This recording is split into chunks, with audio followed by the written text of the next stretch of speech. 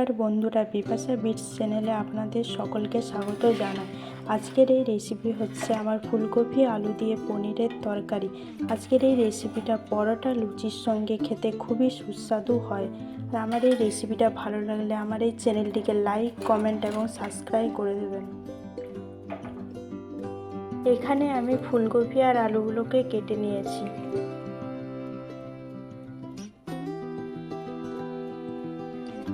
জল গরম হয়ে যাওয়ার পর ফুলকপি আর আলুগুলোকে একটু ভাপিয়ে নিব, যাতে ফুলকপিতে যদি কোনো পোকা থাকে তাহলে সেগুলো বেরিয়ে যাবে।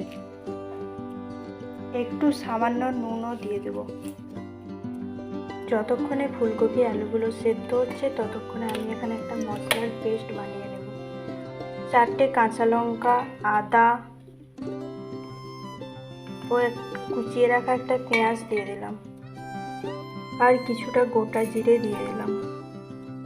পেস্ট করা হয়ে গেছে।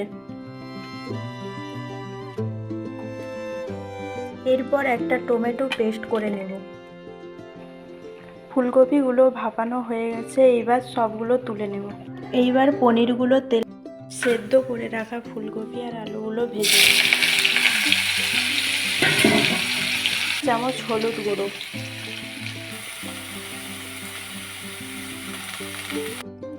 কিছু পরিমাণে মটরশুঁটিও দিয়ে দিয়েছিলাম ফুলকপি আলুর সঙ্গে ভাজার জন্যে। এইবার তেলের মধ্যে পেস্ট করে রাখা মশলা দিয়ে দেব। আদা, কাঁচা লঙ্কা আর পেঁয়াজ।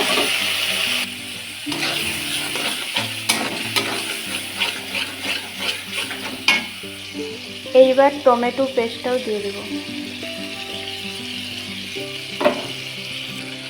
একটু নুন দিয়ে দেব।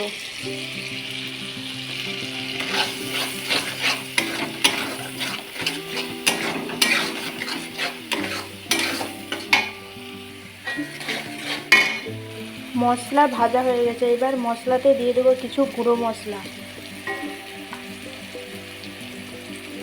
2 চামচ হলুদ গুঁড়ো, আর দিয়ে দেবো 1 চামচ কাশ্মীরি লঙ্কার গুঁড়ো। মশলা ভাজা হয়ে গেছে, মশলা থেকে তেল ছেড়ে দিয়েছে। এইবার দিয়ে দেবো কিছুটা জল।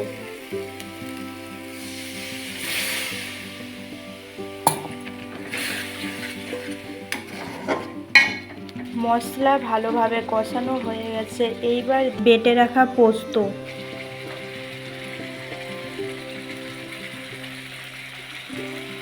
এইবার দিয়ে দিব আগের থেকে ভেজে রাখা ফুলকপি, আলু আর মটরশুঁটি।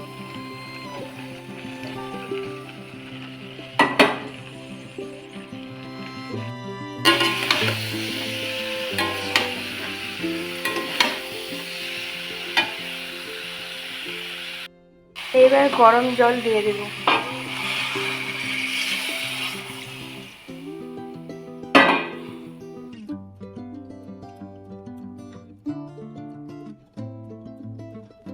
স্বাদ ব্যালেন্সের জন্য দিয়ে দিলাম একটু পরিমাণে চিনি। ভেজে রাখা পনিরগুলো এবারে দিয়ে দেব।